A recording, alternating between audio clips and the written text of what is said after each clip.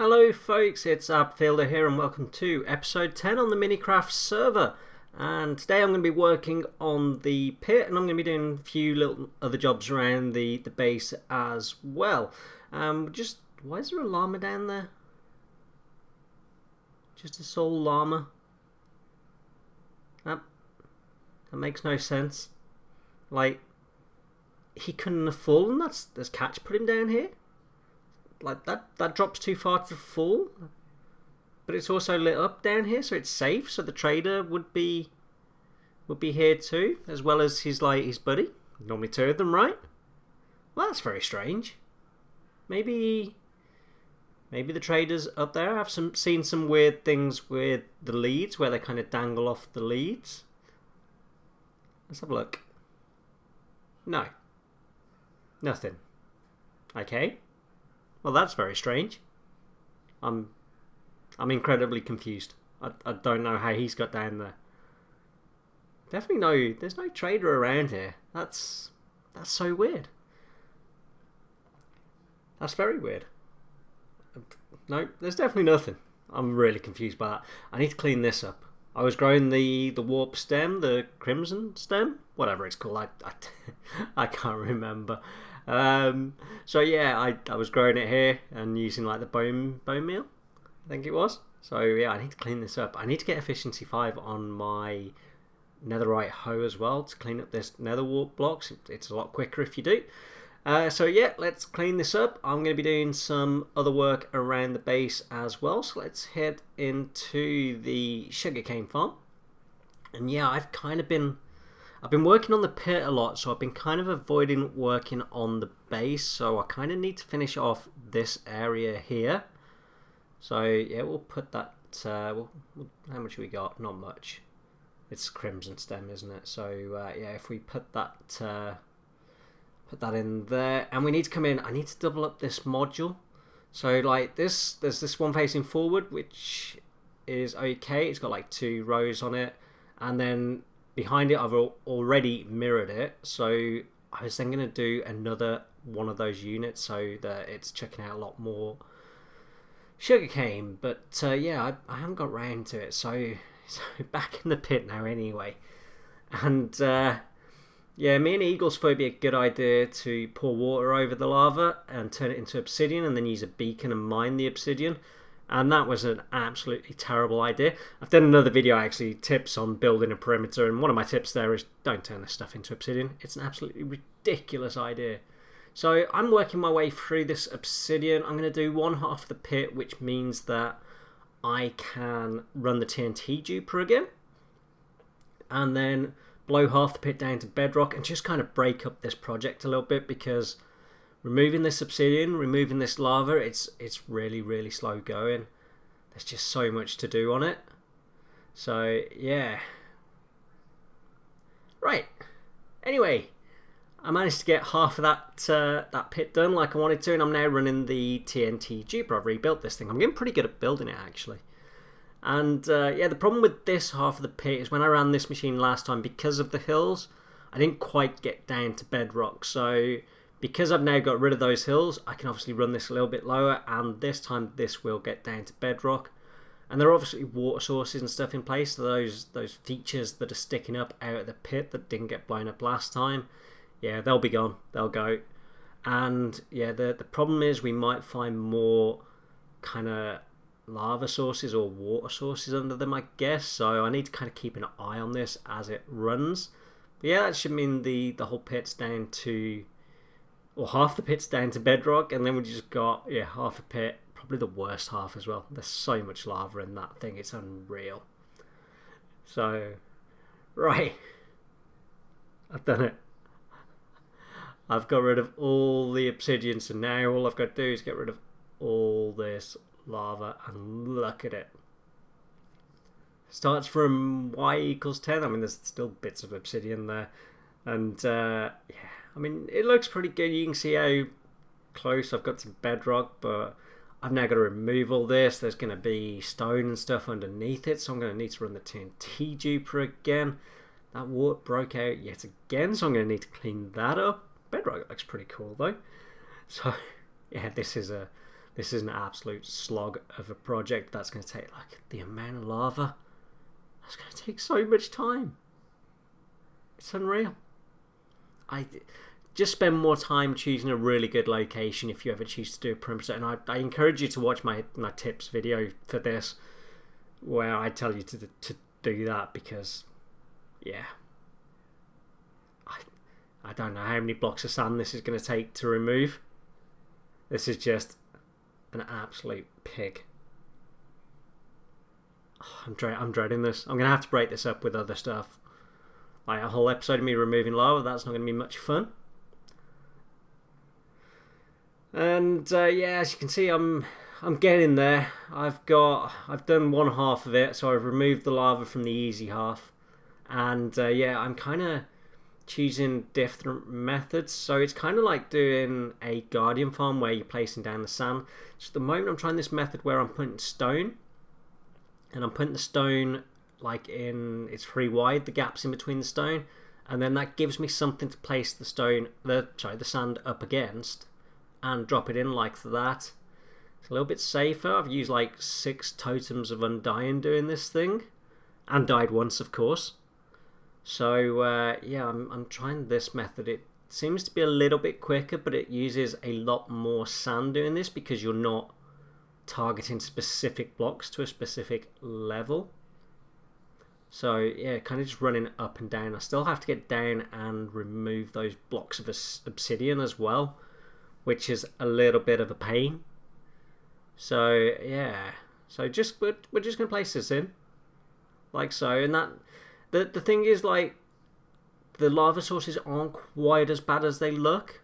So generally speaking, where it's flowing, you're at the edge of the lava there. It's not strictly true because it does cover up some source blocks, but they are smaller than they look. But I think it's just a case of breaking this up,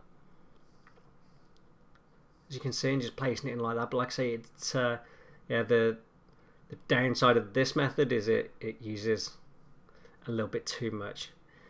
Anyway, as you can see, I've skipped on. I got bored, and I found another machine, and it's a design by probably one of my favourite YouTubers, and it's Ray's works. It's quite a good design, but because of the way I've been in and dropped sand in and stuff, this isn't going to work for the whole pit for me. If I'd have found this earlier, this would have probably been a good way to do it. But it just goes along and it removes the lava sources, very similar to the TNT duper, and then it moves along one block and keeps on going. It's not going to clear it all because, like I say, there's problems with how I've done this pit that are just going to cause it to break. But it was a nice change to build a machine instead of just dropping sand in. So yeah, I'm going to probably AFK this for a little while and let it run, maybe work on some other stuff. So yeah, we'll see how this goes. But it's quite a cool machine. I encourage you to check out Ray's Works channel. I built his raid farm, and yeah, the TNT duper was his design as well, which was a really good design. Observers always look sad. They always remind me of Thomas the Tank Engine. Always looks like the face of one of the engines, I think. What do you think? It's quite a cool machine though. But yeah, it's going to reduce the amount of sand I have to place in. So yeah, I'm going to AFK it. And yeah, we'll see how that goes. So yeah, it went okay, but like I said, it wasn't perfect. Because I dropped in the sand, then yeah, it didn't. It kind of caught on some of the sand, and then you're having to rebuild it too much and take sand out. So it was easy just to place sand in. But the good news is I have now got all this sand in. The only thing is there's a few lava sources that were down at the bedrock level, and Mojang, why? That's awful. It's awful. But it's it's not gonna. It's not like the higher up lava sources where there's going to be blocks under there that are potentially spawn spots for mobs. So I can kind of just leave this. Because I'm the idiot that built it in the snow biome. It's not like I need to decorate this place anyway, because anything I decorate it with will just get covered in snow. So yeah, I just need to AFK this thing. So to do from one side to the other with the TNT duper takes like 20 odd hours of this pit. So it's a lot of AFKing overnight, but it's quite satisfying. But anyway, I decided to take a break with this, and we're doing another Raceworks design, but this is a catch project, and I just came over here to help him out, to be honest with you. I really wanted to change from the pit, do something not more exciting, but different, completely different. So yeah, we're building a gold farm, which is a very nice change. And I remember a time, I mean, I've normally done the El Mango ones, which are more difficult to build than this, but I remember a time when this project would have seemed hugely, like, just a huge project to me, and I'd have been dreading doing it. I mean, don't get me wrong, Catch has got all the resources, so that's kind of made it easier. But yeah, I feel like I'm going to be done in like 20 minutes. We're going to have this super efficient gold farm, and it's a nice relief from the pit, which at this moment in time feels a little bit never-ending. Like, I'm very concerned I'm never going to finish that pit. Like, so yeah, that's been tricky for me. So yeah. But anyway, with that done, I am now resource gathering for the creeper farm, and it's important to get a cat. So I'm building 9 modules, and each module has 5 layers, and you need a cat per layer, so 5 per module.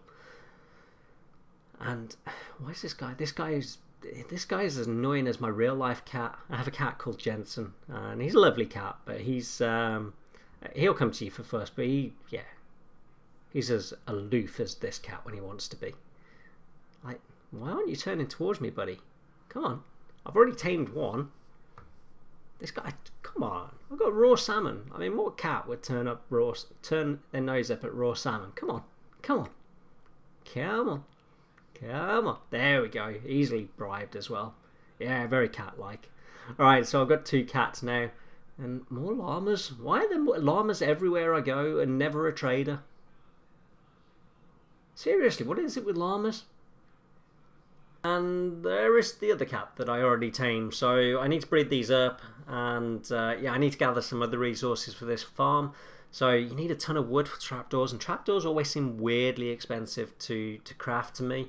Carpet, which is cool because I've got the wool farm. Stone, I've got plenty of. Obsidian, I'm fine for. And sand, absolutely fine for, so I just need to smelt that into glass, and we've got the super smelter for that. So yeah, I'll crack on with that. So I've got the resources, I've got the glass floor, and I'm using white glass because I figured, well, I'm in a snow biome. It's not like I need to do anything particularly special with the floor, it's just going to get covered in snow. And yeah, I did have a heart attack moment when I was like, you know what, this thing uses water, and water freezes in this biome. And yeah, then I did a quick Google up on the mechanics of ice and water and snow biomes, and yeah, as long as you put a roof over the thing, then the water won't freeze, so that's fine. This thing needs a roof anyway. So for once, this isn't a Raceworks design, this is a Logical Geek Boy, and I built it wrong.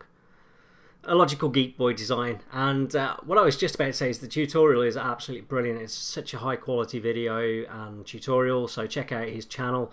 And yeah, the fact that this is built incorrectly is nothing to do with the video, it's the fact that I tend to skip over little things like that. So yeah, I just need to remove this obsidian, just put it back in the right place. But like I said, this is module 1, there's going to be 9 of these things eventually. So definitely not in this episode, but yeah, we'll get there. We'll get there with that. And yeah.